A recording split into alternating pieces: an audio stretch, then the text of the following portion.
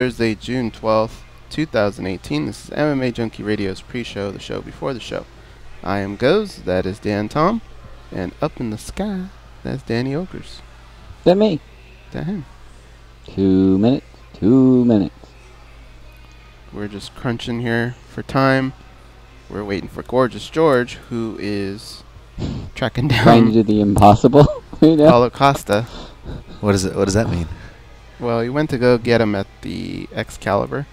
He's gonna meet him over there, and but when he left, I realized he only had 30 minutes to do that, and he makes it back. I'll give him props, mad props, because really, when you think about it, you have to depend on a Brazilian. We all crack jokes about Brazilian time. Oh, dude. So you have to hope he's on time. As a Hawaiian, I can understand. Yeah.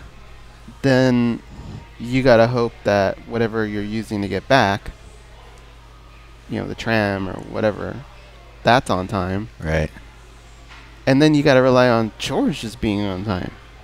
Coming up in a minute. He's got a minute, well, a little bit more with the intro. It's like a busy traffic time, too, for like, you know, Yeah. traffic and transit. You think I'll get a call any second now? I'm not going to make it start the show without me. Yeah. I don't think you're going to get a call at all. 30 seconds. You think he's going to call? I would imagine. He's got 20 seconds to do it if he's going to.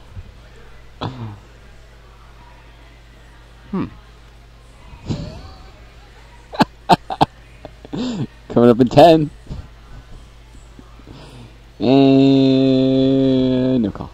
Alright, stand by. Coming up. All right.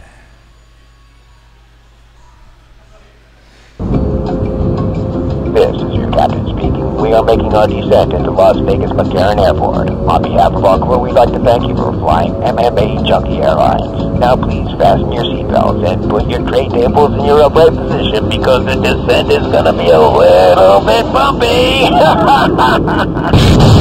Alright, Junkie Nation, it's time to roll, baby, on MMA Junkie Radio with Gorgeous George and Gold. This is what we do and why we do it, baby. All night long, we rollin'! Yeah! The MMA Junkie Radio revolution is upon us. Can you dig it? There's no escape. No escape.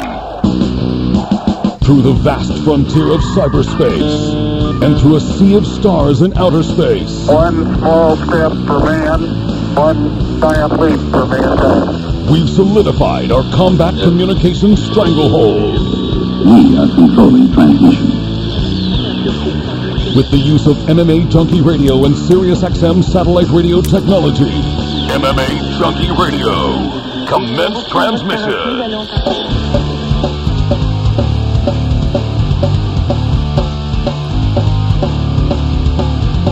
Live from MMA Junkie Radio HQ in the fight capital of the world, Las Vegas, Nevada. Here are your hosts, Gorgeous George and Goes. From the fight capital of the world inside the beautiful Mandalay Bay Race and Sportsbook, you are watching MMA Junkie Radio Live, the only show that matters. I am Goes, that's Dan Tom. When I point to the sky, it means I'm talking to producer Danny, who is in New York.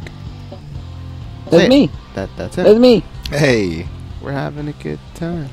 Having a good time. Having a good time. I know right now you're wondering. Oh, here he comes. Where's Gorgeous George? He made it with very close, I guess. Very close. However, he's coming alone. That's not a good sign. So he was off to get our in-studio guest, and he's got a look on his face like, what the fuck? So this is probably not going to be good news. But, yeah, that's what's going on. How you doing, buddy? Strike out? No. Oh. I think he's running late. He might take on the line. Oh. Alright, George is dusting off here in the Mandalay Bay prep point as we get ready to launch the show.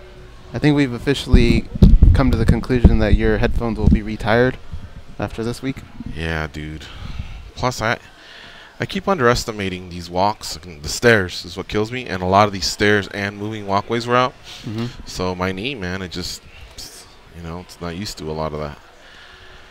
But I told him I couldn't wait any longer. I left with, I thought I told him the show starts in 10 minutes, and all of a sudden I look, it was 9:58. Now, years ago, I could just run and make it here, no problem. I'd be sweaty, out of breath. From Excalibur? No, not from when I left Excalibur, I thought it was 9:50. But I must have been walking slow. But now I think about it, a lot of those little moving things were out, and it was 9:58 when I was by where the guys, I think Alex and Amir, get those Cinnabons or yeah. And I go, what? I go, I'm not gonna make it in 2 minutes. So I just walked casual because I was already getting sweaty and I was frustrated. I should have said 9:30. I don't know why I didn't, but I thought 9:40's good. I mean, he's been cool this whole time, and he's at Excalibur. Like, you know, it's not that far. Have I ever told you about the world's dumbest, I don't know what you call it, voyage from that Excalibur point to Mandalay Bay? No. One time, it was after fight night. It wasn't the last one. I was taking the tram back. Yeah. And I get into the tram. The tram closes, I think, at midnight or something like that. So I get in. I'm cool. I take off. I get to Mandalay Bay. It's the direct one. So if you're watching on the camera, my left hand is that tram. The right tram is already here as well, and the doors are open on this one. So rather than just come out and go all the way around the tram, I figured I'll just dart through the second tram, and I'm right there. Yeah. I go through the tram, and right away the people kind of went like, oh, no, like that. The door closes. It's like, oh, shit.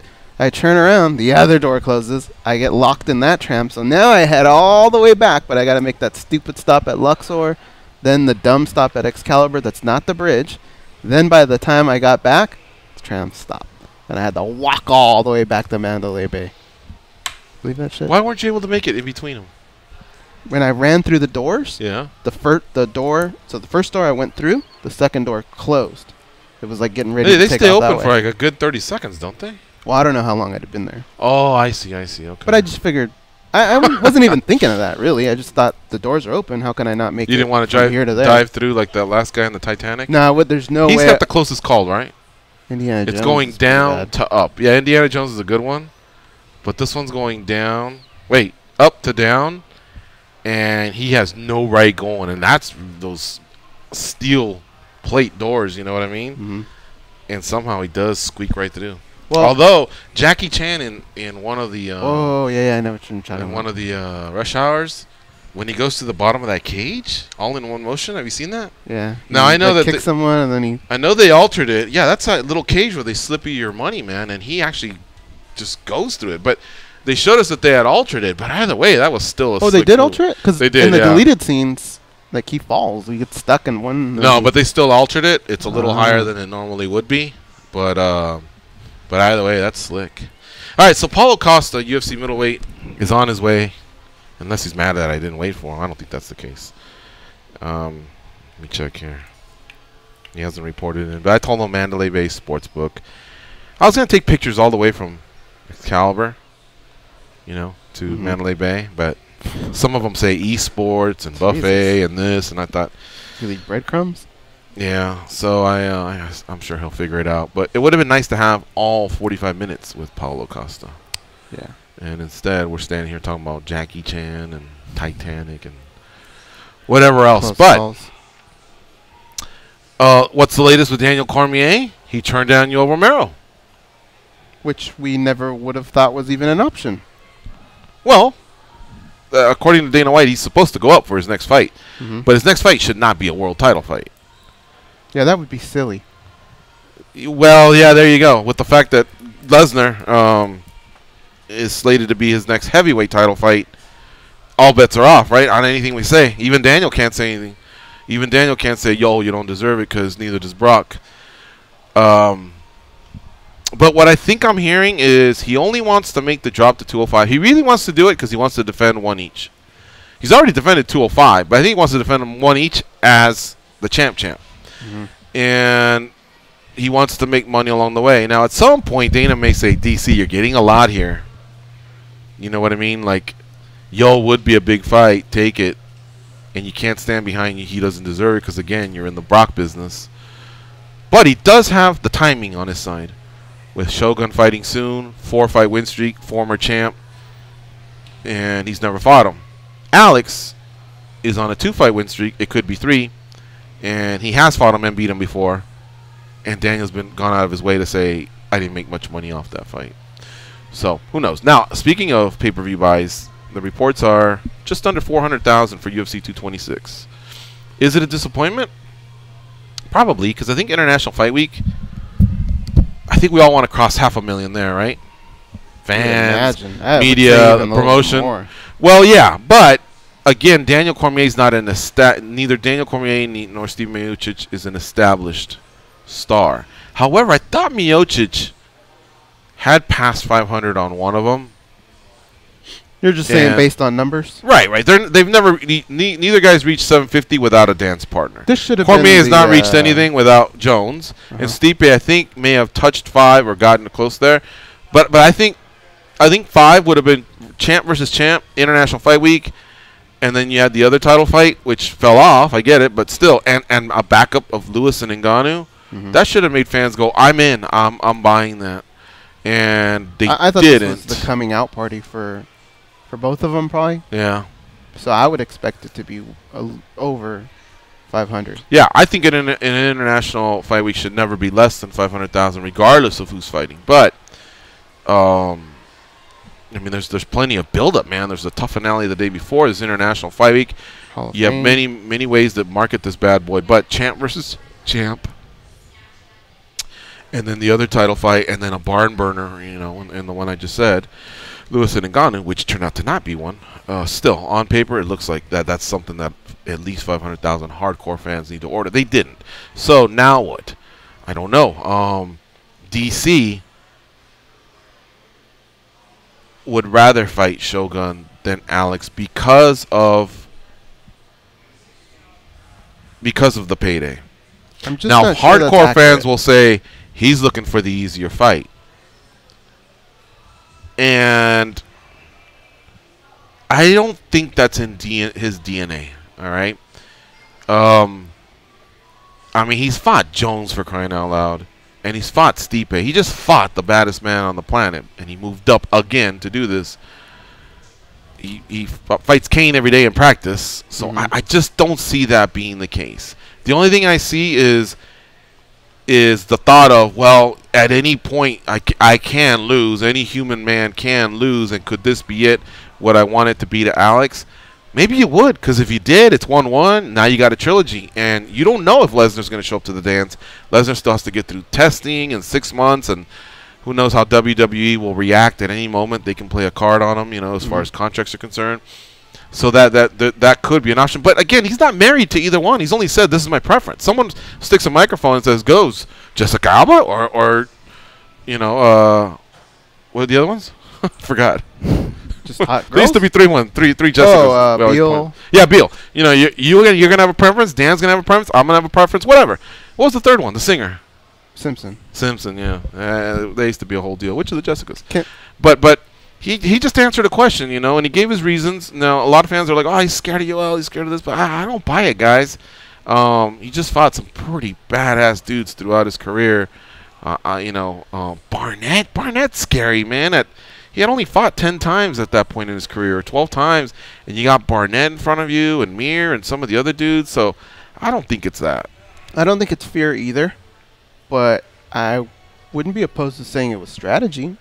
If you look at Shogun, you could probably get out of that fight. I mean, remember how he felt after the first fight with Gustafsson? You could probably, because the only thing we know is that he's sticking to that timeline. So maybe his thought is, Shogun may not be a less dangerous fight, but he probably wouldn't take as much damage as he's already seen in that Gustafsson fight. Right. So maybe he's looking at it that way, like, I can get that fight. It's a guy that's on a 3-fight win streak, 3 or 4, I can't remember how many he's got. He's 3, could be 4. Alex is 2, could be 3. There you go. You can do that, and then you can get to that big fight. Yeah, that's another thing. Maybe that's the way he's playing it out. But as far as, like, fear or anything, I don't think so. Right. It's just, yeah, you're right. It's not in his DNA. Yeah.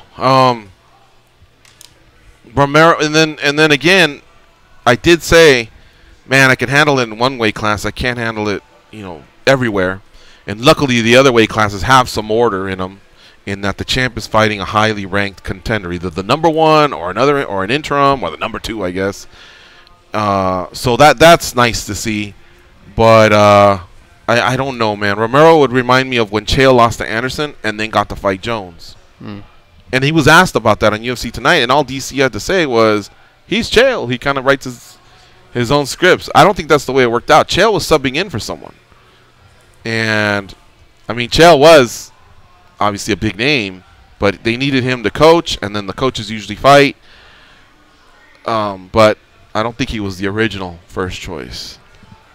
See that over there? Sure. I don't like that. The snow on a TV, it messes me up. So I'm gonna stand That like far this. away? Yeah. It makes me dizzy. It reminds me of Poltergeist. There's a lot of reasons why I don't like it. I like the Poltergeist one, but I don't know about Dizzy. Yeah, it reminds me of movies and stuff too. You don't get dizzy when you see that? It messes with I me. don't even see it. Like it's far. I have a like HDMI connect to my laptop that I work from at home, and then so up to the right is the TV. So I'll kind of take turns on looking at both. But sometimes I think it's an old cord, so it'll go like staticky like that, and it'll kind of twitch, and it'll mess with me. Yeah, it'll mess with me. Okay. Oh, he's got to get it. He's got to get Yeah, it. he just texted that he's here, and I see him, and so Goes is looking for him. Tracking or him Goes down. is going to get him. Paulo Costa, UFC middleweight, coming off a big win over Uriah Hall. Damn, I kind of feel bad for leaving him hanging. I probably could have got him here at 10:05, 10:10, but I didn't want to just sit there like a sucker. You know what I mean? It looks like a Bond villain coming up here too, George. Yeah. All right, it'll be cool to talk to him though. Paulo Costa. When you guys see this guy, you won't believe he's a middleweight. What's up, Paulo? What's up? How you doing? Sorry, okay? It's okay. It's okay. I had to get over here and do the show, so. Yes, of course. Okay. Of course. All right, I want to welcome to the show UFC middleweight Paulo Costa. What's up, Paulo? Thank you, George. What's Tudo up? bem? I'm good, fine. Tudo bem. All right. Congratulations on your win this past Friday against Uriah Hall. Thank It you. was- Sorry, very Saturday. much. It was a great fight. Thank Great, you very great much. fight. I give my best in the cage. I let my best in the cage. Every time I put my feet there, I let all my heart, all my body and my soul there. So I think this bring great results. Yeah, definitely. A lot of people are already calling you a contender. You know what I mean? So now you're going to get even bigger fights, higher ranked contenders, as you make your way to the world title, which is held by Robert Whittaker. Who would now that a few days have passed, have you thought about it a little bit more? Who you want to fight next, or like you say, who you want to erase next? Yes, yes, it erase next. Yes, I have a name. I think the Chris Weidman is the big name now because Kelvin Gastelum go to tire shot, right? So Ronaldo is my is the same country, is my friend. Jacare. Okay.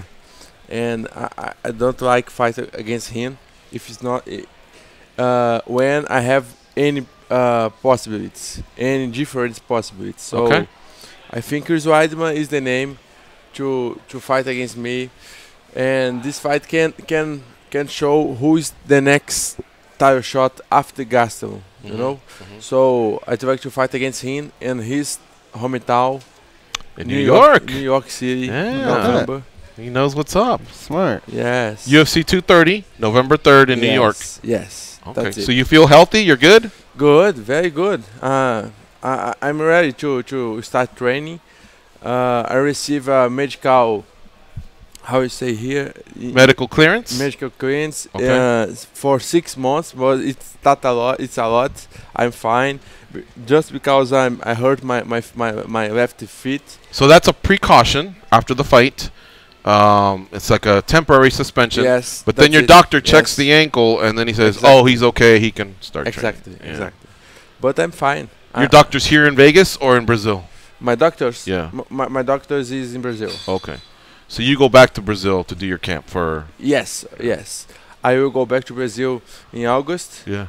And maybe I come here to train just wrestling because I think it's necessary. but my main camp is in Brazil. Well, when I saw you Tuesday at Dana White Contender Series, you were walking fine.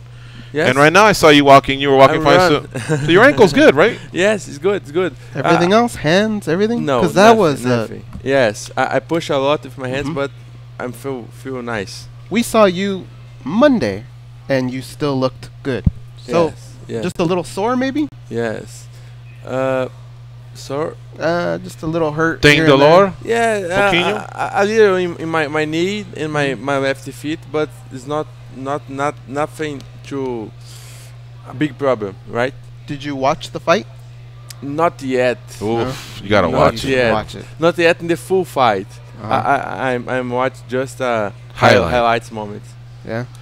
Grab a skull, popcorn, and watch the fight. Yes, you're gonna like it. Man. I will, sir. I will make it. Yeah, well, that's probably not a good combo, popcorn and beer, but you understand, right? You like você gosta cerveja? You like beer? I like sometimes. Yeah. Sometimes I like more black beer. Yeah, Skull's kind of like simple, right? Like Skull, Bud Light, Budweiser. Yes, yes. What's it's lager, right? Yeah. Skull's some. Yeah. What you like the dark beers? Yes, dark Guinness. beers. You like Guinness? I like.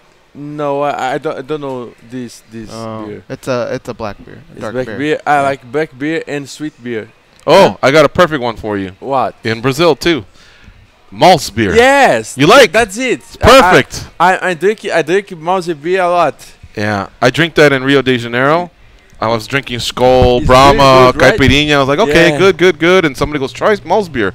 I tried. Oh man, bring me It's good, right? muitos Maltz Oh, one more with Yeah? with Yeah, my- it's good. It really is good. it's So if you ever go to an international liquor store and they have it, grab some. You'll Yes. like it. Yeah, I was just that very one good yesterday. taste. Were you? Yeah. Okay. I think Coca-Cola's. Yeah. All right. So this is Paulo Costa. He's coming off a big win over Uriah Hall at UFC 226, and man, it was you guys went back and forth. Like Uriah fought well too.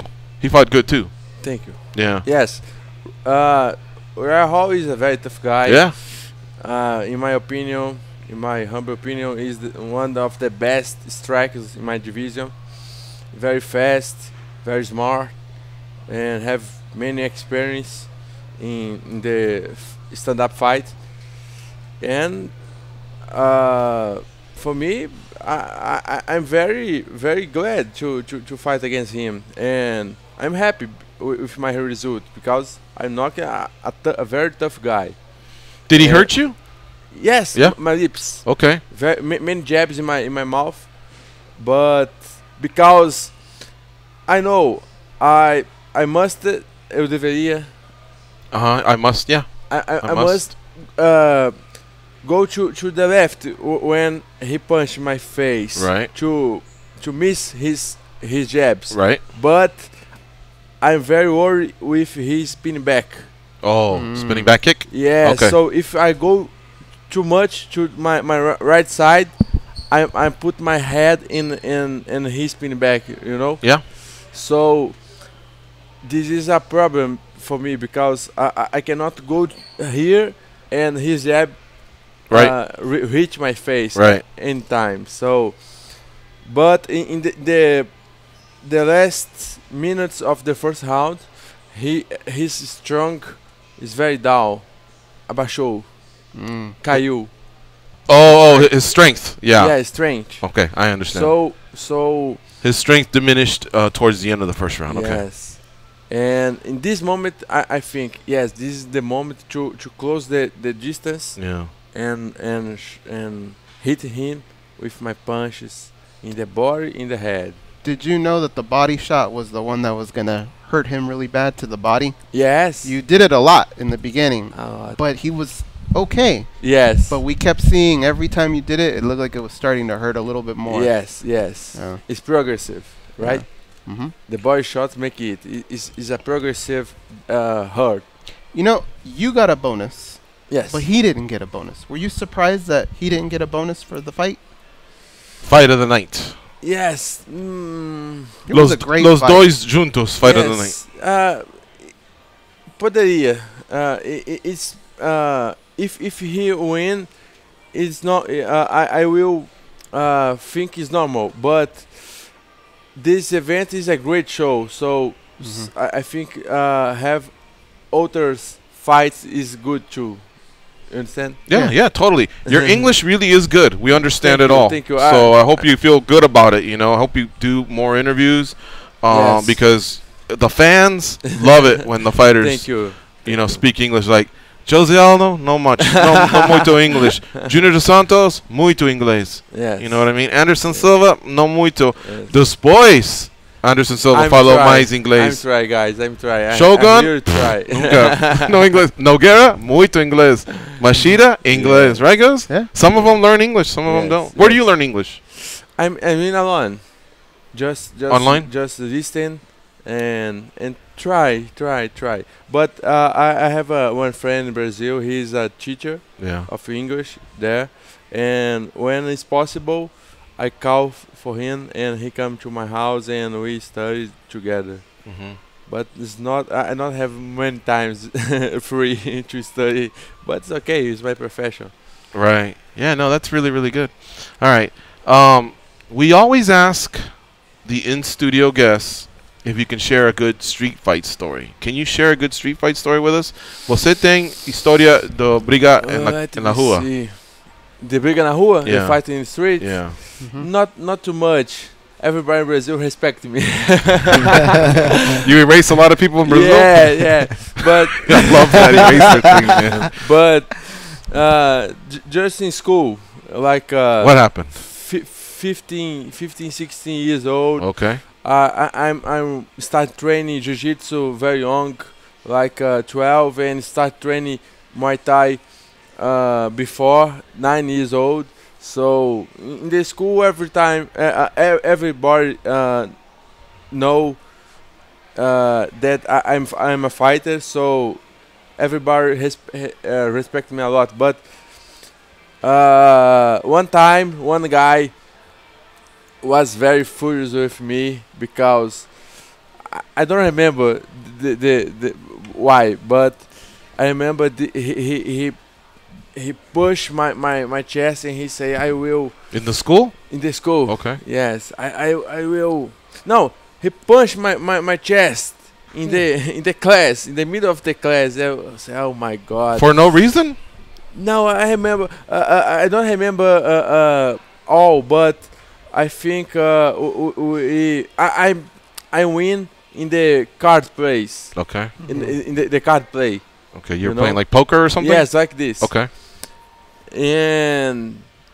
And he don't like this, and he punched my chest, and I think, oh my God, if I punch his face here, I will expulso. See, Get expelled. Expelled, yeah, suspension. expel Okay. in my school. My mother will be very mad. She erased you.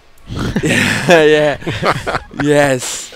And I think I will get you in the street, Okay. not in the school. And there, when the class finished, I went to the street, and he was there in the middle of the street here. Come here. Oh, he was waiting for you. Yes. Oh, wow. Yes. Did you know you were a fighter?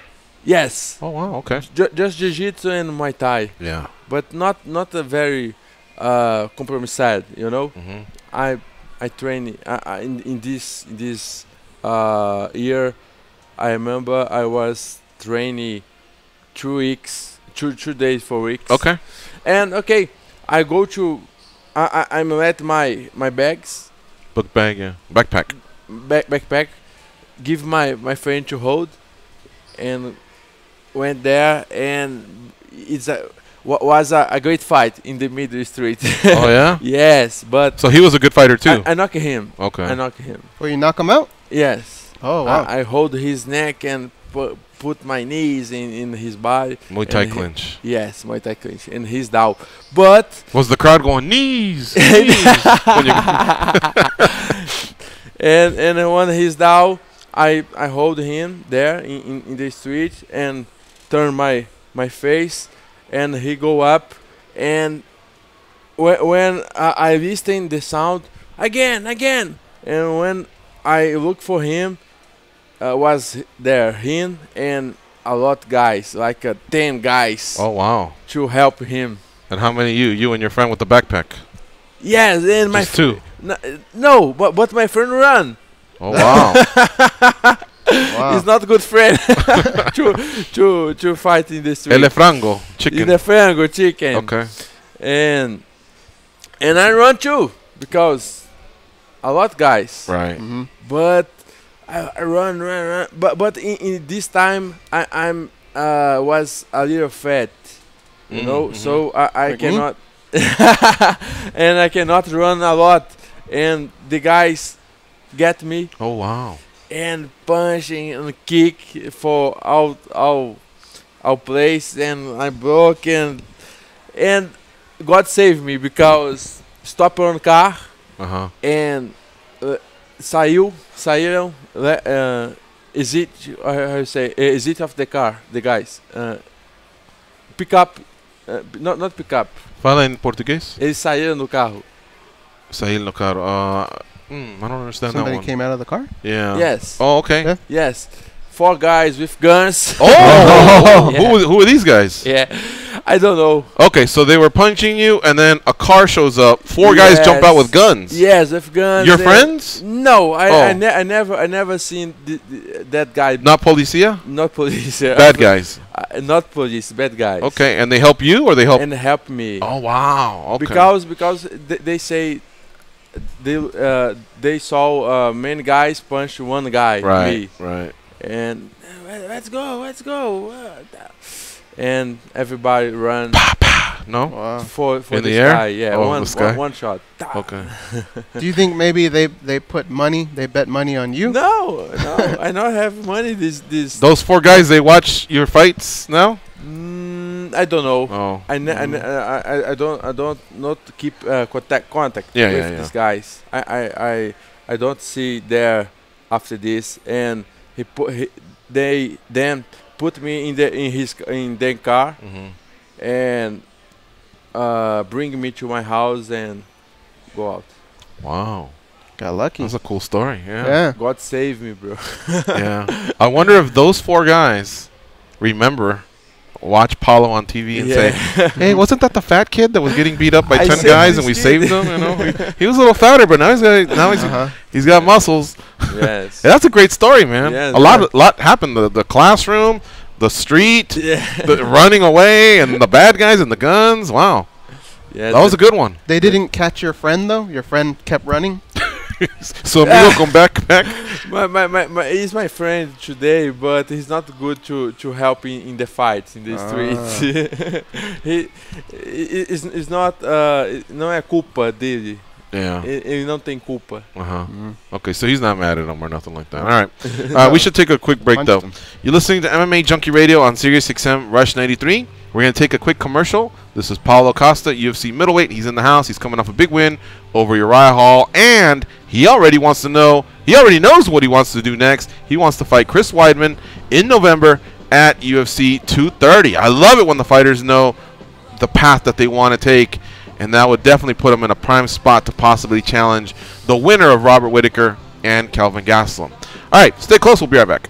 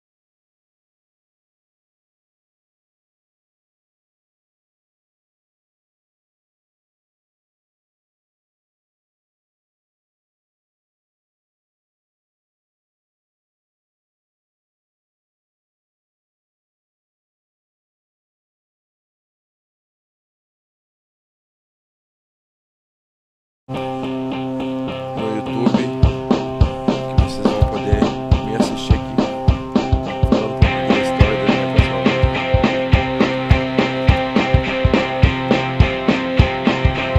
They were forged from the same ball sack, but act as though they've never met. They are the brothers Garcia, Gorgeous George and Goes. Croatia and France are set to face off in what promises to be an epic World Cup final. The experts on SiriusXM FC are previewing the match right now. Check them out on channel 157. Congratulations to Croatia, who defeated England yesterday in the World Cup semifinals by a score of 2-1. They had to go into supplemental time, extra time, overtime, whatever you want to call it. But they did get that key goal, and now the cup is unfortunately not coming home. So on Sunday, it will be Croatia versus France for the World Cup final. Paulo, you like você gosta de futebol? You like soccer? Yes, Yeah? of course. Like I think almost all Brazilians. You play when you were a boy? Yes, yes. You good? I'm starting my sports in football, and like atacante, how you say? Forward. The forward. But I think the fight is more my lifestyle. Did you watch Brazil play in their games? Not too much because I'm in camp. Yeah. I was in camp, but I watch I think two games. Were you sad when they lost? Sad. Yeah. I'm sad. Yeah. They have good players, Yes. but they just Belgium's good too. I mean, Belgium has some good players too. It's a competitive World Cup. Yes. Yeah. Who do you like in France and Croatia? Who do you think is gonna win? Oh man, maybe Russia. No. No. France, Croatia, and Croatia. and France. Okay. I saw a little of the game of Croatia in England, right? I'm very surprised with Croatia, but French is very have more tradition. Yeah. I don't know. I hoping really France don't know.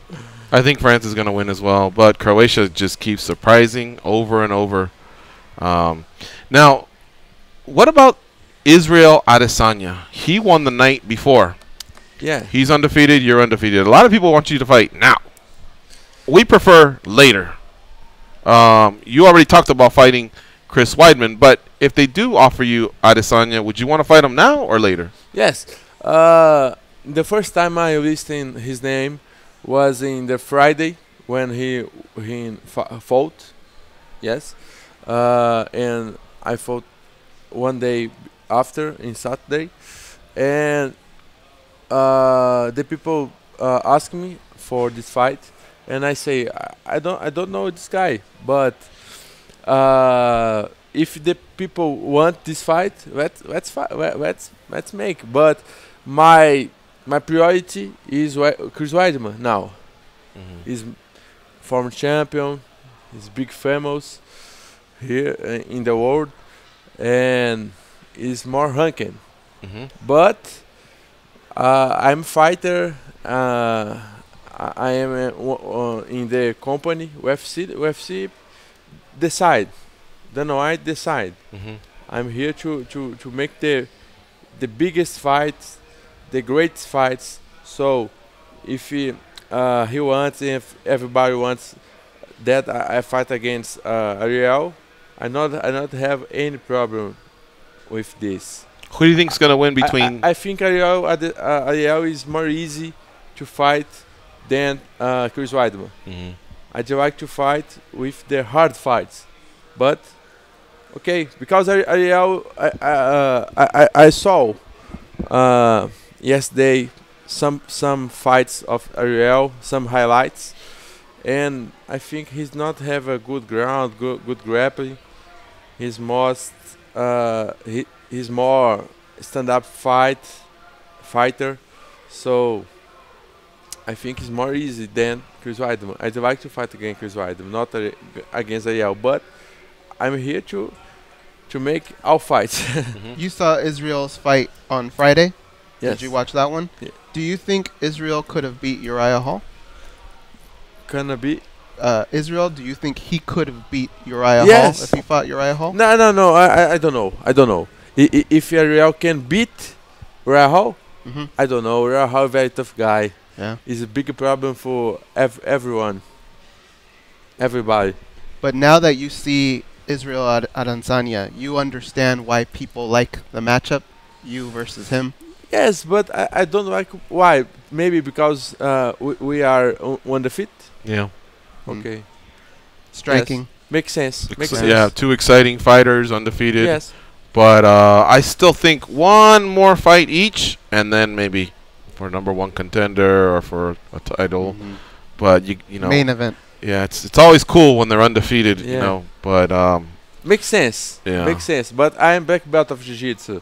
I don't know if everybody knows this, and I started jiu-jitsu when I was 20, no, 12, 12. 12. Yeah, Mhm. 12. 12 years. So I have a good jiu-jitsu. I have a good grappling, and Ariel don't have. Mhm. I think he's more a singular fight, just fight, stand up, you know. Mm-hmm. So if this fight go to the ground, Ariel is very very bad for him. Mhm. But if I fight with him, I will try knockout him. Who wins between Gastelum and Whitaker? Whitaker. Okay. All right, let's take another quick break. You're listening to MMA Junkie Radio on Sirius XM Rush 93. Paulo Costa's in the house. We'll be right back.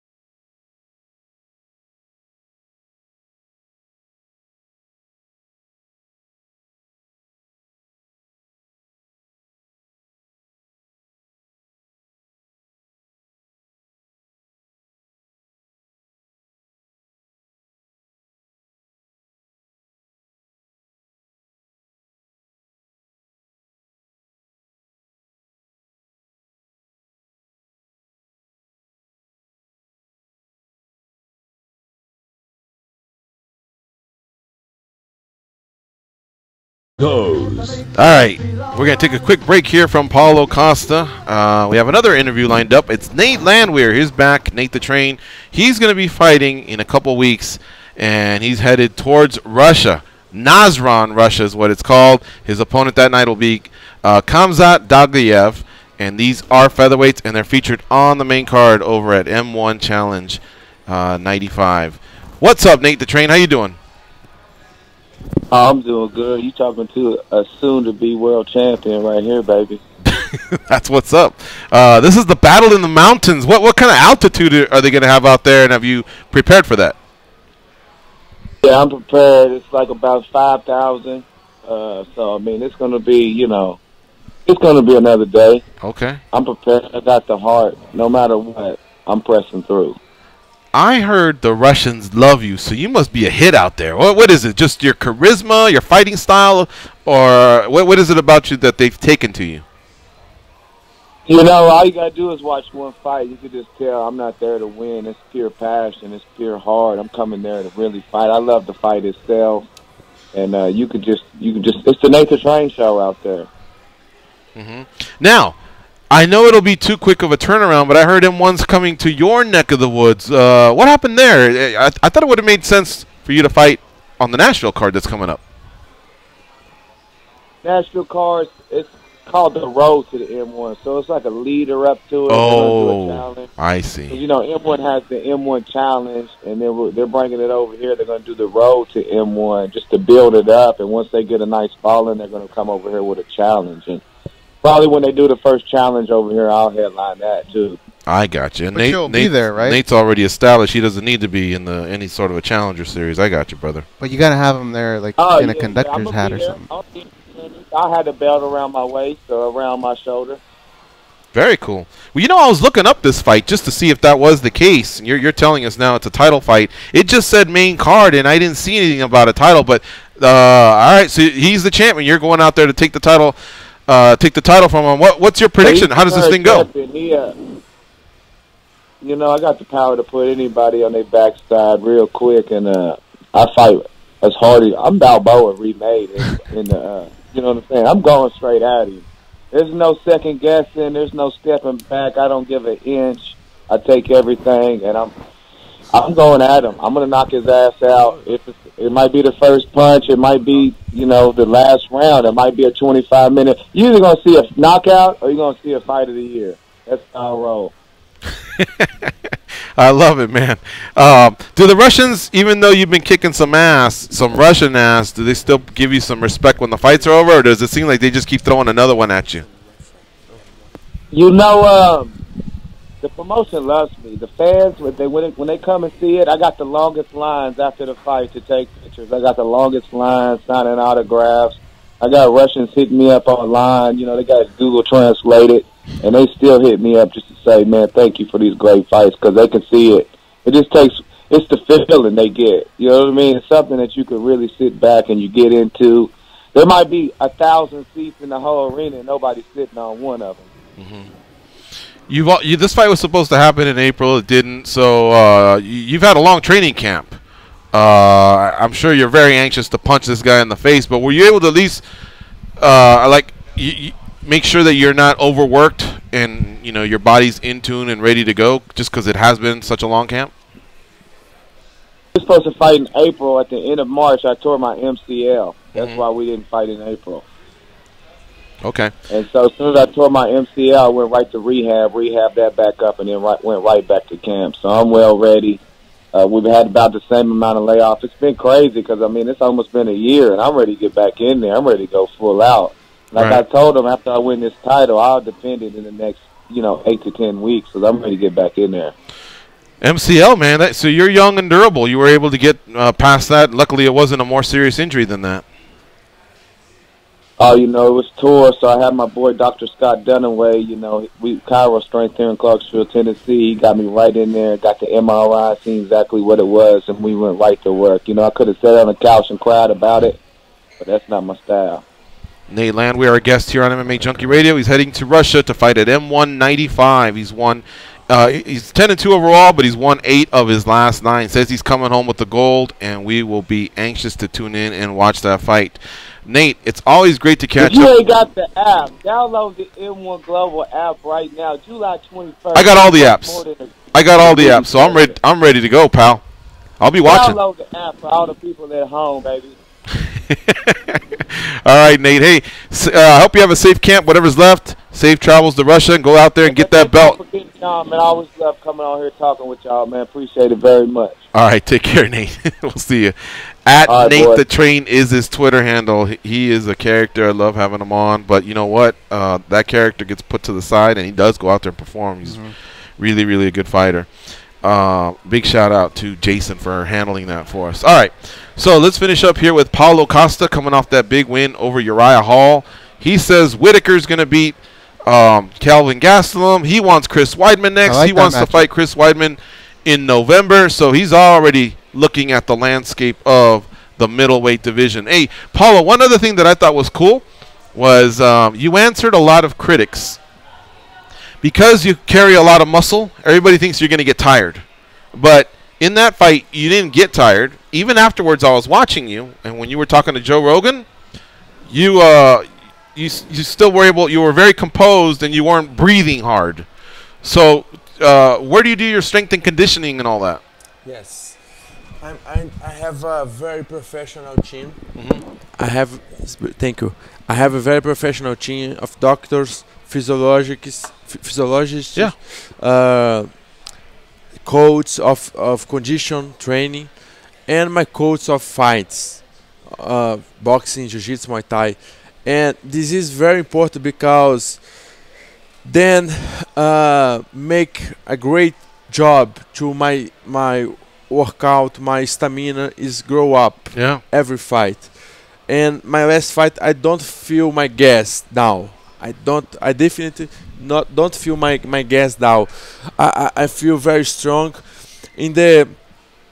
When finish the first round and pass to second round, when I sit to wait for the second round, my respiration, is not deep breath, you know. Yep. It's very nice. So I have too much muscles, but this not bad for my gas. So definitely, I think this is a great result of my team, of my medicals, because I'm very disciplined. I don't go to nightclub in the camp. I'm sleep very early. I eat good. I'm train a lot, so I think this is result of all this. That's what I wanted to add, because when I watched tape on you, that's what I found most impressive. Even on your early fights when you first came into the UFC, I went back and watched, and you can actually see some of those fights. You actually get to use your jiu-jitsu and the way you ride position. But even that, people will see the muscles and be like, oh, he's a bully. But no, when you get guys hurt, you change your timing, you go to the body, you feint. And I gotta, like you said, I gotta imagine is that credit to your coaches for training the technique, because the technique makes you less tired too, right? Yes, you're very right.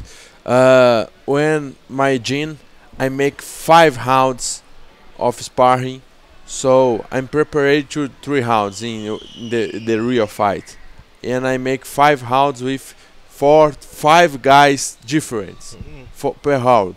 So this I need to have a very good strategy, very good technique, and very good accuracy to put my punch and not miss, because when you miss, you guys is down, go down. The body shots, they were very nice, but a couple of them looked like they were getting a little low. Would you agree or disagree? Não, não foi consciente. Não foi por querer. Yeah, it wasn't on purpose. It's an accident. Of course, it's accident. But because the punches look great though, man. Yes. I mean, you really go in and dig into the body. Go ahead. Thank you. Every time I try put my hands in his stomach, right? And sometimes I can miss and hit him in the bad parts, but it's not culpa. Not on purpose. Okay. Yeah. Accident. Yeah, it's all accident, of course. It's too bad you don't have the cardio now when in the street fight when the 10 guys were chasing you. Yes. They wouldn't have caught you then, right? I keep you could have ran forever. Yes, I keep run. I want a training today one more time. All right. And training at tomorrow.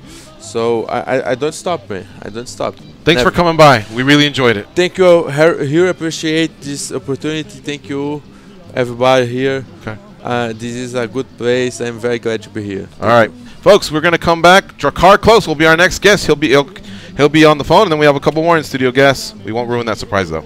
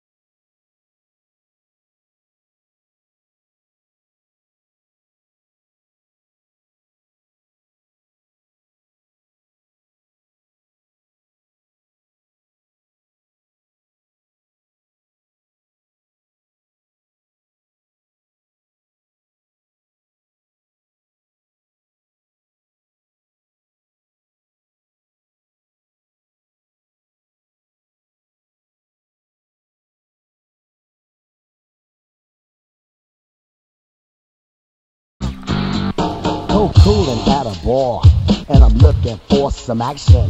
But like Mick Jagger said, I can't get no satisfaction. The girls are all around, but none of them wanna get with me. My threads are fresh and I'm looking deaf. Yo, what's up, what LOC? The girls was all jocking at the other end of the bar, having drinks with some no-name chump when they know that I'm the star. So I got up and strolled over to the other side of the cantina. I asked the guy, why you so fly? He said, funky cold Medina. All right, here we go. It's the second hour of the MMA Junkie Radio Show. Want to thank Paulo Costa for his time coming here to the MMA Junkie Radio Studio at the Mandalay Bay. Always great to have the fighters in studio. Nate Landwehr as well. Had him via the phone. He cracks me up, man. I enjoy having him on. And again, shout out to Jason Ellis for landing that one. All right, so our next guest is Drakkar Klose. He's now 9-1-1 overall. He got a win at UFC 226 over Landwehr. It was a unanimous decision across the board. It was a great performance for him, too. What's up, Drakkar? How you doing? What up, what up? How y'all doing? Good, man. Welcome back to MMA Junkie Radio. You're on with George, Goes, and Dan. Congratulations on your win this past Saturday. You look great, man.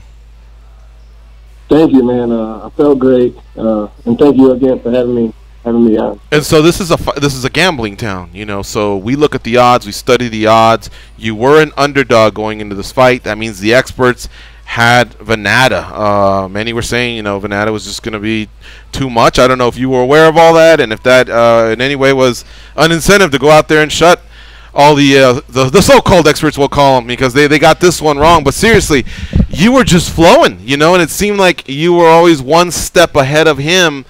He never got going with kind of like the way he likes to, lead the dance and make it all about his opponent reacting to him. Instead, you took it to him.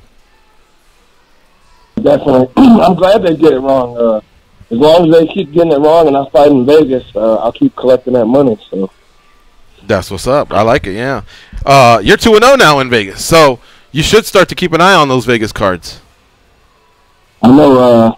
I think one more win, I'll be the king of Vegas. I'll take over. Yeah, well, Floyd Mayweather may have a say about that, but at least you'll be the king of MMA in Vegas. Yeah, definitely, for sure. And if he wants to fight MMA, I'll take it. Oh, I believe it. I believe it. He ain't trying to take that throne from Drakkar. Exactly. All right, so how about you? What were you most pleased about in that fight? I think there was a lot of positives to take that fight, but was there anything that stood out to you that you were happy with? Whether it was something you worked in camp or just something you needed to prove to yourself? What were you the happiest about? Just my composure, after the Detroit fight, I watched that and I just got frustrated. And then in this fight, it just felt like everything was perfect. I didn't overcommit or anything. I don't know, just everything felt, I'm growing as a fighter, and that definitely showed Saturday night. Yeah, no doubt. Drakkar Klose, our guest here on MMA Junkie Radio, coming off a win over Groovy Lando Venata, at UFC 226. He is now 9-1-1 overall, and 3-1 in the UFC. All right, what do you have for Drakkar Klose? Drakkar, how soon can you get right back in there? I'm looking at 2017. You had 3 fights. Do you think you can replicate that in 2018? Man, I wish I could, but it probably won't happen. I plan on having my son next Sunday. I think we're just gonna, start the labor then. So I'm gonna give it a couple weeks after that, and then get back into shape and try to get something lined up. But right now, I'm just focusing on having my son. So, are you at the point now with the 3 wins where you believe like you can maybe call out for a name and tell the matchmaker, "I'd like to fight this guy"? And if so, who may that be? I haven't thought about that. It seems like I give Sean a list, and he doesn't give me any of those guys. I really wanted to fight Guida in Chicago, but Bobby Green had that, and then he got injured, and someone else filled in for him. But yeah, I'm really not sure who I want to fight right now. I just want to take this little time to get everything situated, and then I'll throw some names out there to my manager, and hopefully we get that fight. Dan Tom, our fight analyst, he's got something for you. Dan, what you got for Drakkar Klose? Boy, I don't know how much of a fight analyst I am. I was on the wrong side of this one, too. You can count me in with the people being wrong in Vegas. But Drakkar, what I was really impressed, though, on a positive, taking my medicine aside, was the improvements that you were speaking of, man. Well, the main thing that I saw was urgency. I don't think anybody that has watched, tape on you or talked to anybody you train with, knows that the skill is there, whether it was the wrestling, the clinch, the power, the striking, and the guys you've been in there with who are underrated in their own right. But what I saw a big difference was, from an outsider perspective, of course, was your pace and your urgency. Was that something that was a focus on you for camp, or? No, not really. No, I'm not gonna lie. I don't think I won any of my rounds leading up to this fight. You know what I mean? And I kind of like it like that because, come fight night, that win, I'm gonna get it. So, and just I don't know, just being patient. After my last fight against Tamar, I went on a little vision quest. Just to find myself, cut people out of my life. Stop being a nice guy. Stop worrying about what people think about me. You get caught up in that. You're undefeated, and you're always looking to keep that record perfect. And sometimes you don't take chances and risks. And I'm glad. I think that loss was the best thing for me. I grew as a fighter, so I'm just excited to get the next one. So. Yeah, that's definitely important, I think, for everybody in general, just to kind of have your own version of that vision quest. But maybe in a broader spectrum, let me ask this. Another thing I was curious when I researched is your wrestling background.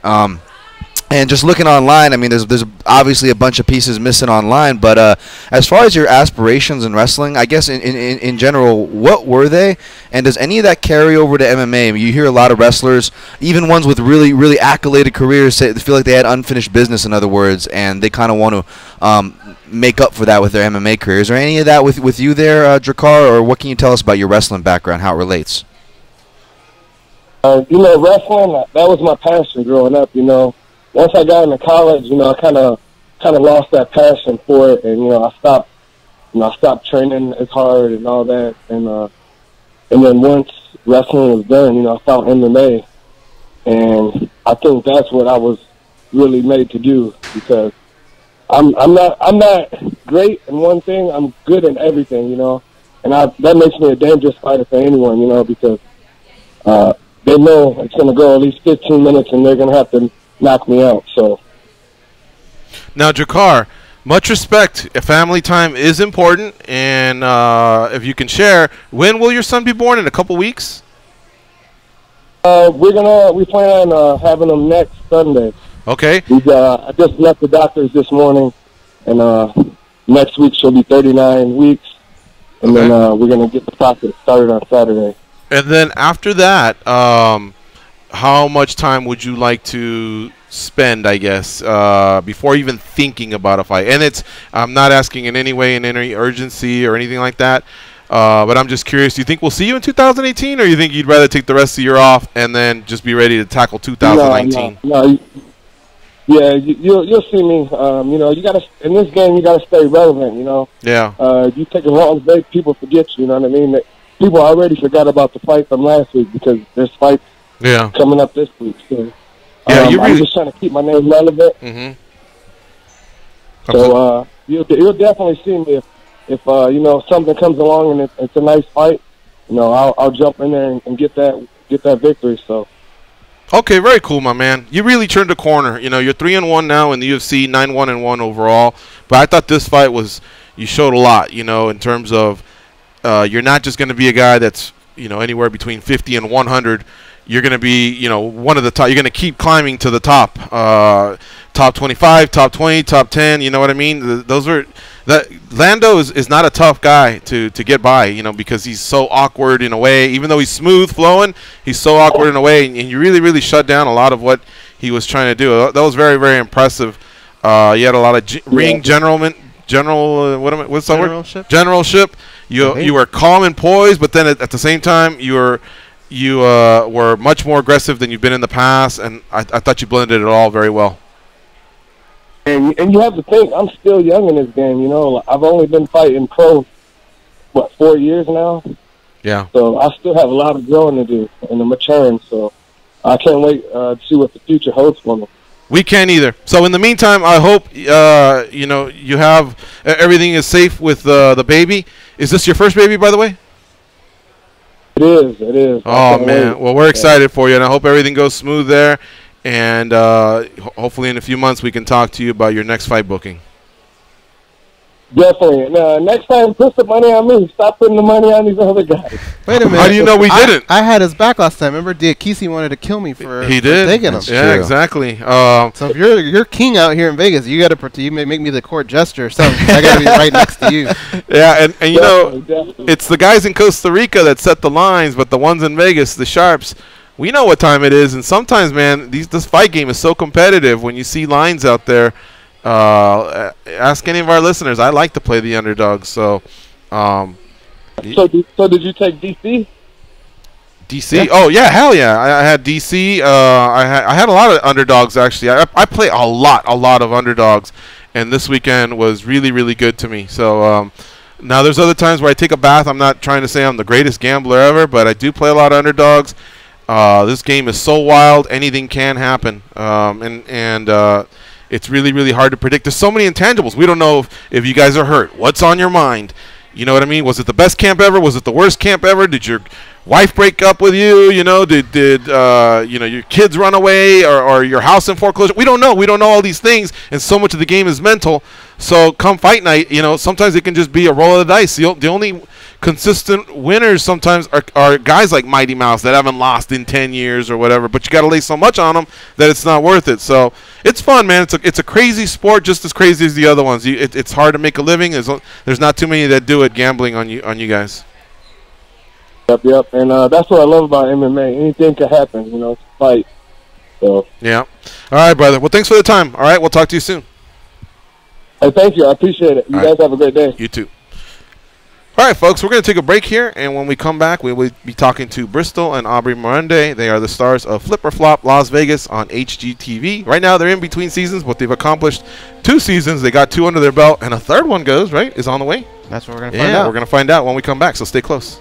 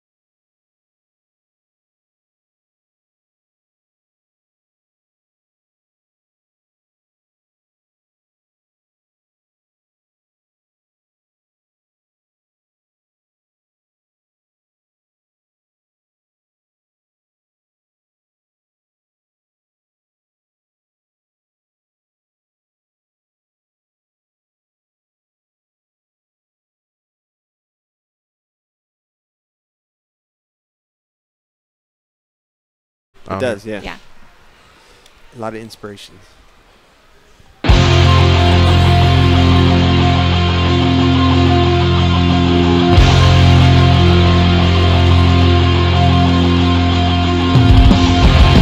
They can drink Mentos-flavored Diet Coke without their stomachs giving a single fuck. They are Gorgeous George and Goes. And this is MMA Junkie Radio. The Killers are playing a private show for SiriusXM subscribers at the Stephen Talk House in the Hamptons, and we have your chance to be there. One grand prize winner will receive a trip for two and tickets to this very special show. For official rules and to enter, go to SiriusXM.com/thekillers. Do that before July 18th. No additional purchase is necessary.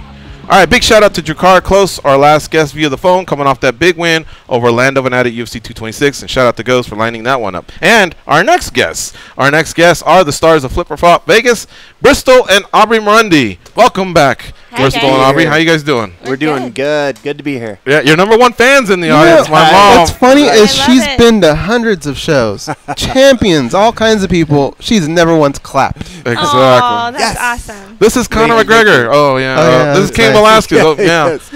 This is Bristol and Aubrey. She's like, she's like clapping, but all right. She really loves it, and good. No offense, Bristol, she probably loves your wife more because of the interior design stuff. That's what my mom's loved to do all her life, is just her living rooms and everything growing up, and this has to match this. This has to match that. So it's fun and it's addicting, that's for sure. You know what I've noticed though is Bristol knows a little bit of like, he knows you very well. So when it comes to interior design, he can already tell based on framework, she's not gonna like this. Do you feel the same way towards all the stuff that he does? Can you kind of read him before things even happen? Yeah, I can kind of tell that a lot of times he wants to take the easier road, and I have to like persuade him. Efficiency. Yeah. She meant efficiency. I want this wall to come all the way out, and he's like, well, it'd be a lot easier if we could just leave a beam in here. And in my mind, it's like, no, that's not my vision. As soon as I walk into a space, I know exactly what I want to do with it. Well, we could finish and hit the gym, get a nice meal. That's what I'm thinking. Right. Now, you're going to hate me for what I'm about to say, but Bristol, now that I got you here in studio man to man, every once in a while you got to put your foot down, man. She wins like 99 out of the 100 arguments. She'll give you the little token argument, like, all right, Bristol wins this one, and you're kind of happy. You got to get it more to like 90-10, you know what I mean? Let's just, season 3, it's going to go down. Yeah? Season 3, it's going to happen. You just watch. All right. I've been studying up. See, but here's the problem is... in the design, she's always right. So I can't beat her because she's a real estate agent for the last 15 years. So she's been in hundreds of houses in Vegas. She knows what sells. She knows what buyers want better than I do. So sometimes if I'm trying to do something, it's more of on a construction level. And she's saying, no, I know that one of my buyers wants it this way. And so I don't really like to argue because the houses always sell. So if it was... And you are undefeated. We're undefeated. So there's something to flipping houses. So I don't want to mess. If it's not broke, I don't want to fix it. Well, I know she's actually right. I'm just trying to create the drama. I know people love the drama. Me too. I know. So, but on this season we did see. I got to design a house, and it was all wood themed. It was from the Pacific Northwest. I brought that feel in, and the house went off great. Buyers loved it. So I think we're going to see more of that. How do you make sure you don't ever get caught up in being the TV show? Yeah. And you guys being the stars that you are, so recognizable and everything, versus what started all this, and that was the passion for the real estate. I think it's just that we're so hands-on. I'm definitely a control freak, and I don't let anybody touch our business, and it's very close to home for us. So I think the day in and day out, Bristol's on site doing construction. I'm out shopping for product. I'm doing the design. I do all the real estate purchases as well. So just that we're so involved in it, we really don't have time to, kind of see what else is out there. We watch the shows and we're like, oh wow, that's how it looks, Yeah, so we don't sit back and let somebody come in and run our business. We're still doing it. So we're still connected to it, but we're tied in. And hey, maybe in 5-10 years we're sitting back letting someone else do the work, but that's not the case right now. We're still working. How many of these projects go on at the same time? So what's the most you've ever had? We usually run about 4 to 5 houses at a time, and each house is in different stages. So we might be starting demo on one, and then we're installing cabinets on another. Another one's getting staged, and then we've got one that's at a final reveal stage. So we kind of like layer them in like that. That way that we can move our construction crews around also.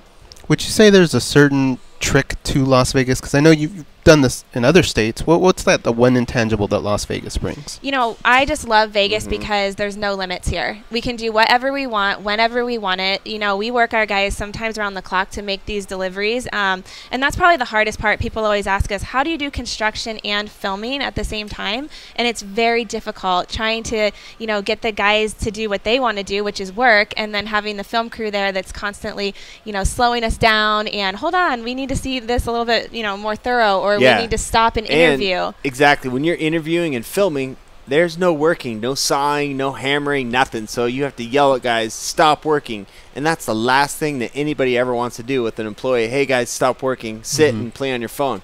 So it's different. But so the TV element brings in a whole different dynamic to doing construction. Is there something to the seasons when you guys are planning this out? Not season 1, season 2. I mean, summer, winter, all that stuff. No, I mean, we just go. Summer's gotta be it just brutal sucks. out there. Yeah, it just sucks more than wintertime. So it's hot. It's hot as heck, especially when there's no AC, or especially when the house has been sitting vacant and there's a fridge full of food and there's dead pets. I know what that's like. Oh boy, dirty socks dead and pets. Yeah, we That's found common? quite a few dead pets. Oh, come on, people. just sitting. Yeah, exactly. Why would people do that? All you have to do is take them to a pound, and there's a lot of pounds where they preserve the life. You know. Yeah, exactly. It's I don't sad. know. Yeah, so we run into all kinds of weird stuff. You see how people live, and you go, "Good God, I can't believe people live this way." Damn. And they took all the good stuff. Have you ever found a pot of gold? Like, by that I mean there's like a briefcase of money That's- or bricks of coke. You know, Yeah. like, have you ever found anything where you're like, whoa? You know. No, not yet. I'm still waiting for that. Yeah, we see, get here's the crap. problem. Here's the problem is that everybody takes everything good. No, you can almost bet that nobody's going to leave gold or massive amounts of. Nobody forgets about drugs. Let's just. Well, I figured maybe someone that got capped and they're buried in the desert. No. The house is now foreclosure. That somebody knows it's there and they're going to. That's true. Oh, yeah. Nobody ever forgets about drugs. Right. Nobody leaves drugs. How about behind. a Mickey Mantle baseball card or a Nothing. football signed by a Super Bowl team? Nothing. We had some like little antiques and stuff, but we've had some antiques that were cool, but like money wise, you know, I mean, like big stacks of like 8-track tapes and some Elvis stuff and some cool stuff, but you know, no drugs. we had a house this season where it was a second home for them. They lived in Canada, and they just said, you know, buy the house and take everything in it. It was fully furnished. And we're kind of like, well, the furniture's dated. What can we do with it? So we called Habitat for Humanity and donated everything to them. So that's good when we can do that cool. kind of stuff too. Right, and we give a lot of stuff away. So a lot of neighbors come by and, oh, my washer broke, and I'm like, well, we have one here. We'll come. So you'd be surprised. A lot of people and a lot of our workers or just people, hey, I really need that. Can we have it? Of course. So we love to give stuff away. So I've been trying to shop for a new house the last few years, right? I'm not yet there yet, but I do look a lot. I go into these homes and then I look online. But man, when you guys turn over a house to someone, it's like it's brand new. So compare, not to say Richmond American or Lennar, we're gonna put anyone down, but as they're building homes, they're doing like 30 at a time. Yeah. And I don't know how much love goes into them and how much effort and detail, you know. And am I foolish for looking at because I've never had a new home. I've had it. I had my parents' home that became mine that I wound up selling. So something about me has wanted a new. But at the same time, is that the wise investment, or is it better to do something like what you guys do, and that's find a home that's been refurbished and remodeled, and now it looks brand new? Yeah, I mean, right now the resale community is much better than going with a new build. It's just price per square foot. They're always going to be a little bit higher, and you're still going to have things to do like the backyard. Usually doesn't come included, so you're going to spend some more money there. With our properties, I mean, we like to deliver a home that is turnkey and ready for that buyer that just wants to walk in and do nothing. And there's a lot of design that goes into it. So if you had an interior designer come in and do all the things that we do, it would cost you thousands and thousands of dollars. But we kind of, you know, I love that. That's the part that I love, is taking something that is a complete mess and turn it into something amazing. Another thing I've learned from your show that I really enjoy doing on Richmond American, when you go into their homes and you go into the models, the floor plans, you can kind of move things around. And I've come across a few of them where I go, well, I don't like the door there. But one thing, and I don't know. I don't think you invented it, but I've seen it through you guys. That's that door that you just open on your own, and it's a space creator. You know what I mean? Right. Right. So now that can become more of a private bathroom as well as the guest bathroom. You know. Right. So Right. thanks for those tips that I've like learned. A barn door. And The barn door, yeah. Yeah, a barn door, the sliding door. It saves space, and you have more privacy, and they can be cool too. And so they're you can really design 'em. trendy. Yeah, Right. super trendy. Yeah. Yeah, I dig that. Man, we're really, really stoked for you guys. And it was cool to Thank see you you, at the yeah. World MMA Awards the other Yeah. day. So still staying with the MMA community, seeing you at the gym still. Oh yeah, always at the gym, always working out, and I love to be in the MMA community as far as a fight promoter too. I have my fight promotion. Of course, up in Washington, up right? in Washington. I do events quarterly, so I'm always pumping out good fighters from Washington. The MMA fights have been there since the early 90s, so that place is great for MMA. Mm-hmm. And I've seen your family through the TV show. I see your son over there, but can you keep getting stretched like this? Oh, sorry. Yeah.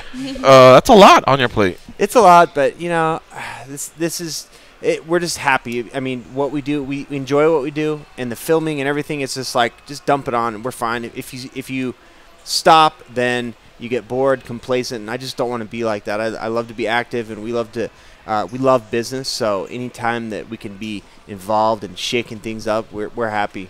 Be honest. How many times does that phone ring and it's an MMA guy going, "Hey, I need to get a new door. Do you know a guy?" Because I know from being in the gym how many times I've overheard somebody go, "It's a good guy for that." And sure enough, your name comes up. We just did Brad Tavares' backyard. Oh, yeah, there you go. I did Brad's landscaping, and so I love to help the guys out. And so anybody questions, I always love to answer them. What's your favorite part of the physical stuff? Like whether it's I'm sure it's not the tearing down. You're probably over that phase, right? No. Are you still like knocking down walls? He never gets over that. It never gets old. I'll tell you right now, demolition never gets old. It's Really? It's always fun.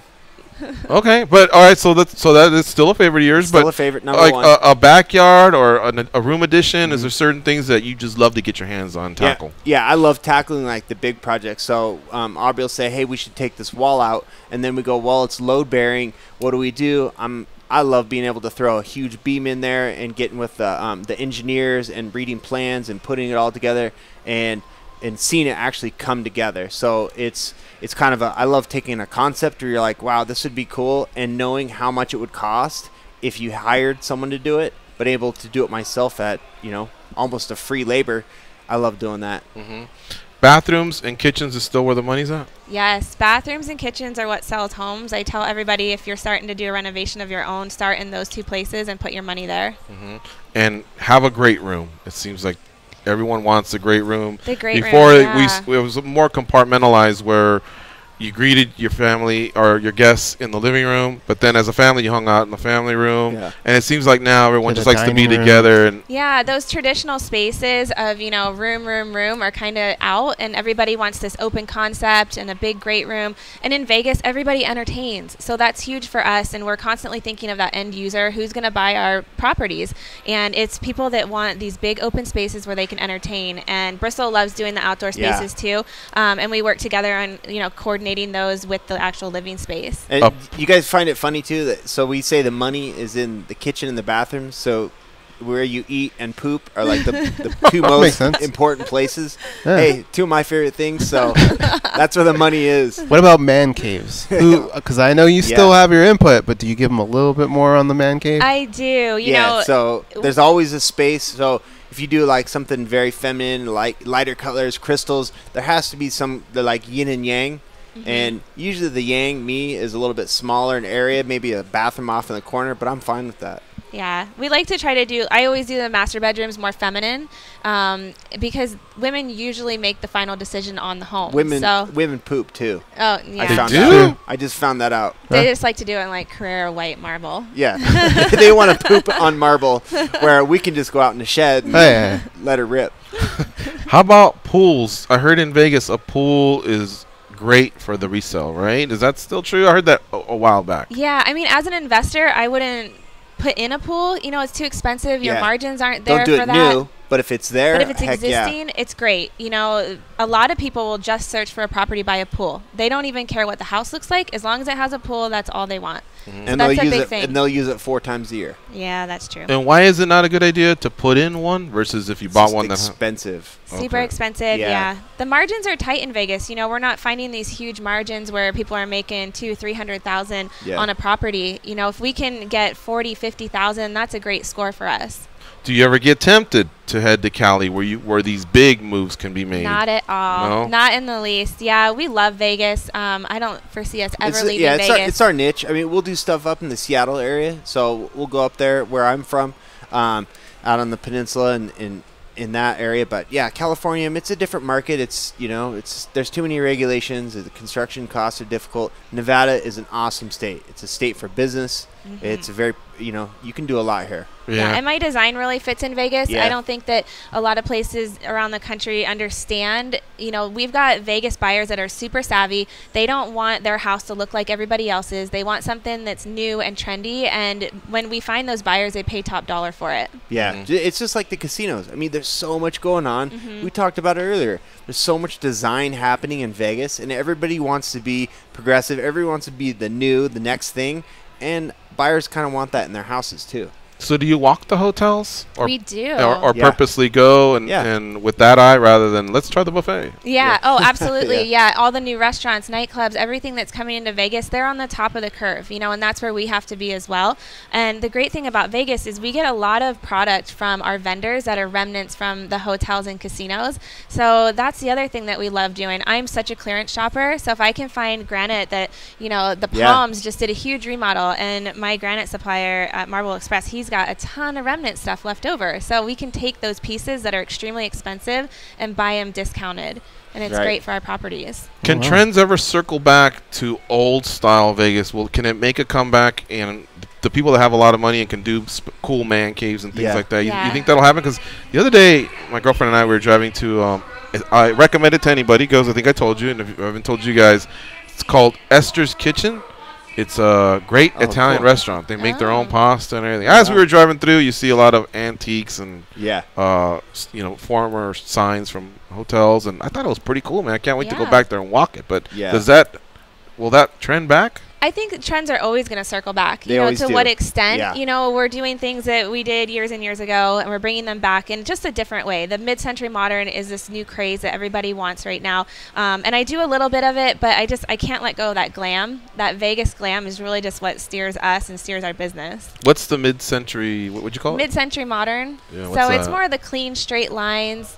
A lot of the colors are, more like teals and oranges. So things come colors. back. Like a lot of times you'll see gold in a house, and you're like, okay, that came and went, but it came back. So something that was real popular in the 70s would be kind of cool now. Like a brown or gold. groovy. Yeah, groovy. Or do you guys like the new modern homes that are like boxes? I do. Yeah. She does. He loves them. I mean, for me, it's just not warm and cozy, but he loves it. I think it has a place. I mean, people in Vegas love that. I say there's an ass for every seat. So someone's going to buy them. That's true. Some are bigger than others. What I don't understand is, going back to the bathroom and the toilet, why does the toilet not have the slot thing instead of the little handle? Oh, that's onto something over there. Yeah, maybe somebody can make that. And the ice maker, why does it not make the noise of coins coming out? Like, we Look gotta modernize these houses. Yeah. Pretty good idea there. I like Copyright it. LLC. Yeah. All right. We got to take a quick break. You're listening to MMA Junkie Radio on Sirius XM Rush 93. Stay close. We'll be right back. We got Bristol and Aubrey Marunde from Flip or Flop Las Vegas. And by the way, it sounds like, well, we'll confirm when we come back, Season 3 will be headed our way.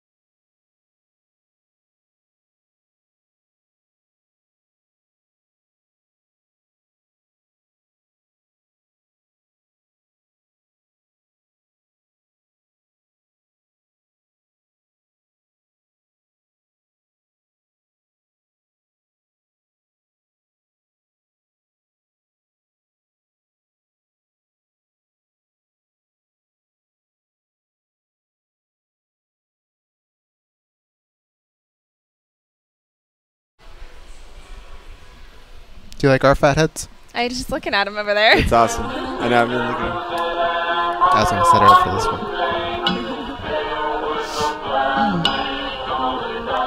Yep, those got me hot. Blah, blah, blah. Here are those two dummies, George and Goes. Croatia and France are set to face off in what promises to be an epic World Cup. The experts on SiriusXM FC are previewing the match right now. Check them out on Channel 157. That's right, Croatia defeated England yesterday. France defeated Belgium the day before. The France and Croatia will play in the World Cup final at 8 a.m. Pacific time, 11 a.m. Eastern time on Big Fox. Check it out. 1/4 of the planet will be watching the World Cup final. It's the most watched TV event in the world. 1/4 of the planet. I think we're 7.2 billion. So what's that like? Crazy. That's almost 2 billion people that'll be watching. You guys gonna watch? Oh, Your schedule? Yeah, we'll watch. Yeah. You Is it?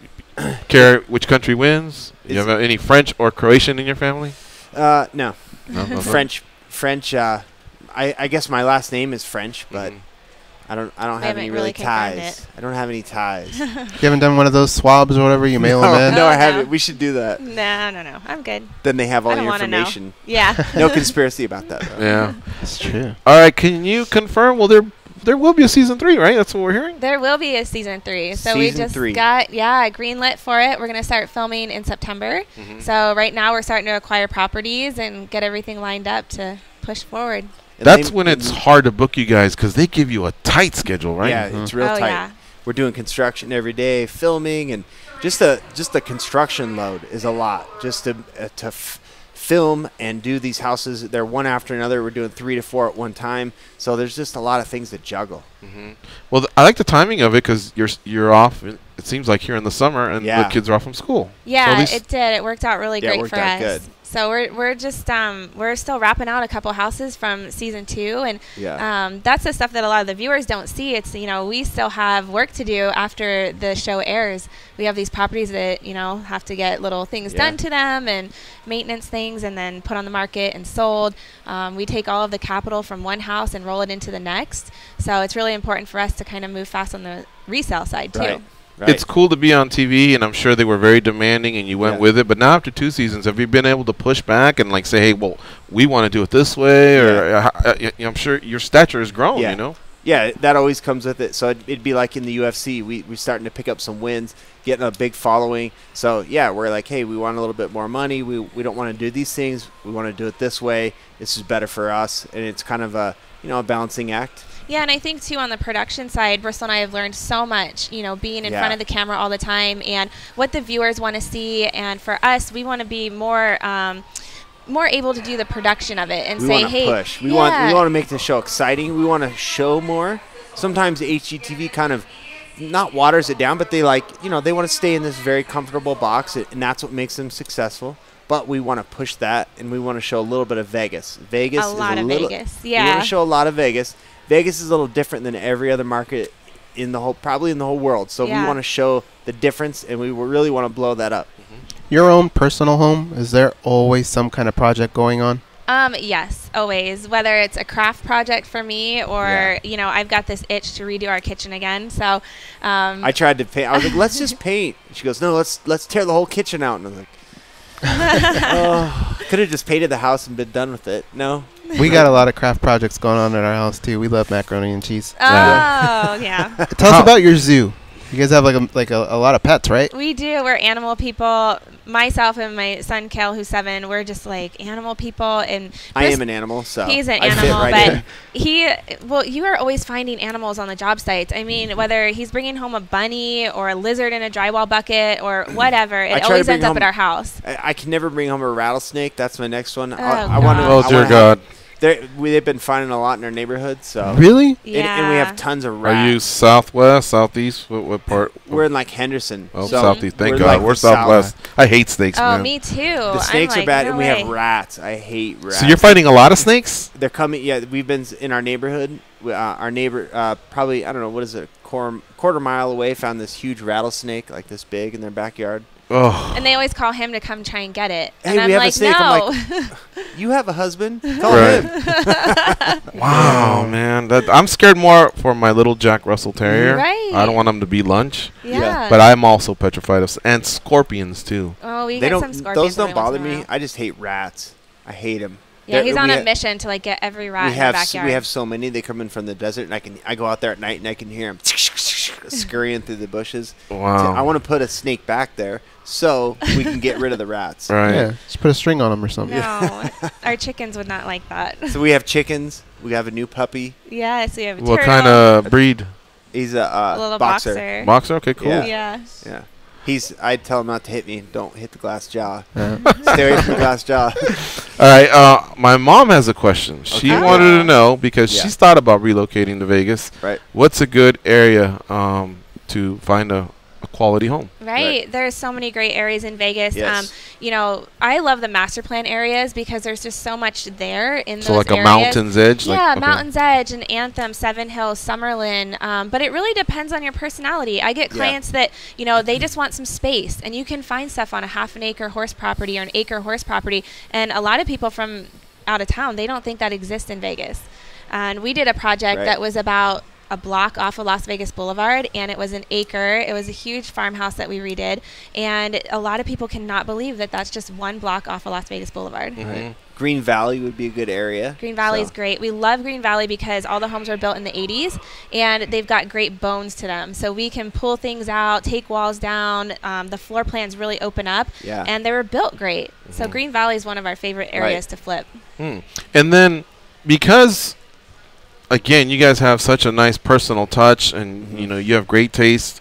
A lot of people would be interested in buying one of your homes. So, but I know that by the time we see it, months have gone by. Right. So, do you make it public where you're having these open houses, like so that if you're driving by and you see open house, you're like, oh, that's an open house. Oh, that's Aubrey and Bristol's open house. Is that something that's public where someone could go and say, hey, they got great taste. I want to see what they did? Right. So what we do with our properties is we'll do a reveal for camera, and it's an open house that's just for camera for, you know, the buyers to come in and take a look at the property. It's very small. And then about a week after that, when the house actually releases on the market, then we do an open house for the public. And I have a first to know list. So we have a lot of people that want to be on this first to know list for when our properties list. We actually give them a first shot at it. So they can, you know, find me on Instagram and send us a message. We put them on the first to know list, and then they get the first crack at it when they list. Very cool. Yeah. All right, well, that's important to know. There you go. Yeah. Yeah. We'll have to create you an Instagram. Crystal, on the MMA side, Yeah. when you're doing all this stuff, I'm sure you miss MMA a little bit, right? I know Yeah. you do your own promotion. We still see you at the gym. Yeah, yeah. But what's that one like memory that you go back to when you really miss it? When I really miss MMA, probably, you know, I think it's that feeling. Like any fighter knows, if people are listening, it's that it's an adrenaline. It's the rush. It's that feeling you get when you're see these lights here. When you're in under these lights and you just win. It's that huge rush of the hard work that you put in, all the everything you did your whole life, and you just won. You can't really duplicate that anywhere else. So it's kind of hard. So I think this is a good lead-in. I think fighting is an addiction, and I think that a lot of fighters can't quit when they should, or a lot of people keep doing it past when they should. A lot of people should retire and they keep fighting because nothing really, for a lot of fighters, nothing really satisfies that. Like we have our own TV show and we're doing these big things, and we'll sell a house for like we'll make $100,000 on a profit, and I'll be like, yeah, but that $2,000 I won in that fight was pretty awesome 10 years ago. You know, like when I turned pro, it's just kind of this. It's a very odd thing, but a lot of people that fight can only understand that there's an addiction that just pulls you in. You can't replicate what you do in the cage. So it's not really about that big payday. It's about that moment that you have that you can't duplicate anywhere else. It's primal too. It sure is. And everyone's cheering for you, and you just knock someone out or whatever. Exactly. So I miss those moments. That feeling of feeling invincible when you're walking in the cage. That is awesome. Now I have my hammer, my tool belt, and Aubrey. We're gonna walk to a reveal, and I'm like, yeah. I don't really feel that invincible, but this is badass too. Do you remember what it was like to not have him for 6 weeks when he was on the reality show? Oh my gosh, yeah, that was brutal. Mm-hmm. It is terrible. Ultimate Fighter. Yeah. He, I get home, the house is clean, she's in good shape. I'm like, well, hell, what do I need? What am I here for? What am I here for? But I don't know if you remember, he actually came on our show very quickly after he came off. Mm-hmm. Do you remember that, Bristol? Yeah. He came on our show. It was the old studio. Yeah. And pardon my French, but you were like, man, I'm a little fucked up. Like, yeah, it's like they steal your soul. They you know? do. And he said, he goes, I'm still having these last couple days. I'm having just trouble adjusting. You know, like, yeah. And it tripped me out a little bit. That's the first time I really realized that what Dana's saying. Because, you know, he's the carnival guy, you know. Yeah, oh, my God, exactly. greatest thing ever. Yeah. But he's always saying this is the most difficult thing one can go through, you know. But Right. seeing you, how you came out of it, you know, it was a tough adjustment It's true. for you. Yeah, you kind of come out there a little shell-shocked, you know. Mhm. You're locked in this little bubble, and you can't go anywhere. You can't do anything. So they kind of like, they strip you of what we have as freedom.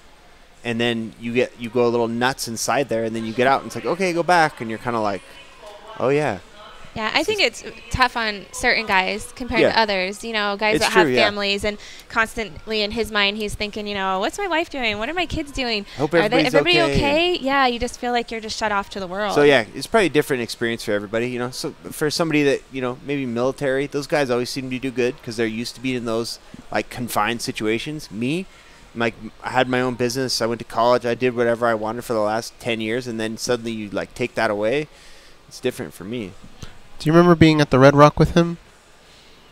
That was one of the coolest memories, which you're not remembering right now. But maybe it wasn't Red Rock, but do you remember going up to Dana White in game time in the hallway? Yeah, remember that? Yeah. Remember him pacing back and forth? That's right. And then Yeah, we talked about that. Yeah, you kind of gave us your plan. And Totally, I cornered him. I was like, hey, Dana, what's up? And he's like, hey, what do you want? And I was like, hey, give me a fight, because on the Ultimate Fighter, they stopped giving everybody fights on my season, remember? And then they only gave, you know, That's right. even now, because there's so many fights, they only give 4 guys, or 4 guys fights. So he was like, what do you want? And I was like, hey, give me a fight. And he was like, all right, have Merry Christmas.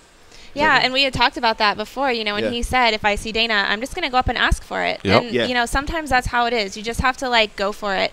Exactly. And that's a lot of us with business. It's go big or go home. Like, we don't want to be mediocre. We want to go big. Right. Closed mouths do not get fed, right? Right. I think it was the Hard Rock, wasn't it? It was the Hard Rock. I It think was the so. Hard Rock. That's why I said Red Rock. I was like, well, what would I have been doing there? I don't go there too often. Yeah. And then a lot of people wouldn't have taken that Jock Ray fight.